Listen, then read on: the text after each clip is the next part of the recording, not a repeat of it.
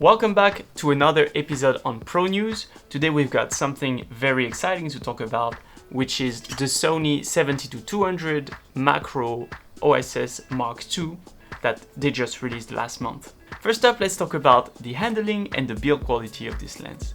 Well, this lens is more compact than its predecessor, and this time it is not an all-intra zoom, it expands. Now this has advantages and inconvenience. Advantage is that it's easier to pack in your bag when it's at its most compact state. Inconvenient is that you might have some dust or some rain or anything that can get inside the lens easier.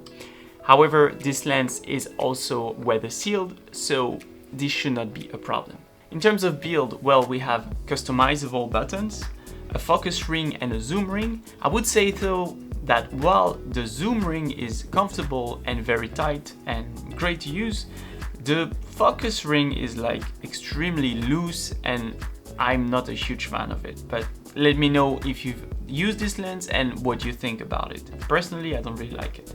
And there are several switches on this lens. There is a focus limiter switch, a focus selector switch, whether you want autofocus or manual, and there is even an image stabilization on and off, which is pretty handy. Now this lens weighed at just under 800 grams, which means that while it is definitely not extremely light, you can still feel comfortable to carry this around without breaking your back. Additionally, this lens comes with an optional collar that you can use to basically put this lens on a tripod. I think that the collar is very useful if you want to basically have a uniform repartition of weight whenever you put your camera on a tripod. So if I would get this lens, I would definitely get this accessory. Okay, so now let's talk about the versatility of this lens. Well, first, 70-200 is a very useful and versatile range because it allows you to go from a mid-range to a telephoto kind of focal length. But that's not only it, because this lens also ventures into the world of macro. With a 1:2 life-size macro ratio across the zoom range, and that's really important, it's across the whole zoom range, you can get up close and personal with your subjects. And if you combine this lens with a 2-time teleconverter, well, you got a full 1:1 macro ratio. So if you're someone that is into macro and enjoy this kind of shoot, this lens got you covered. A little heads up though, because it has macro capabilities, if you do not use the focus limiter, I do find that the focusing capabilities of this lens get a bit slower if you use it in full mode every time.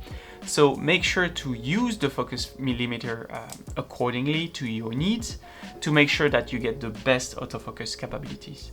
Okay, so now let's talk about image quality. And the optical performance of this lens is top-notch.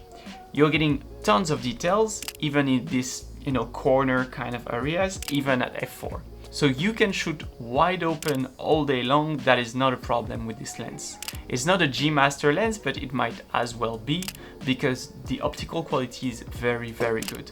There is little to none chromatic aberration with this, but I think that overall Sony did a really good job with this lens because they managed to produce a lens that is relatively portable for what it can do, very versatile, without sacrificing basically any image quality.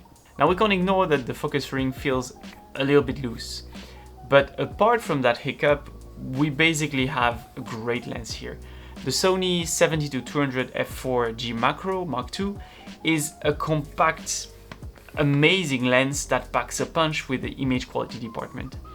Yes, it might seem a tad pricey at $16.99, but remember that's the cost of getting your hands on a full frame 70-200F4 macro, so it has tons of things with optical image stabilization.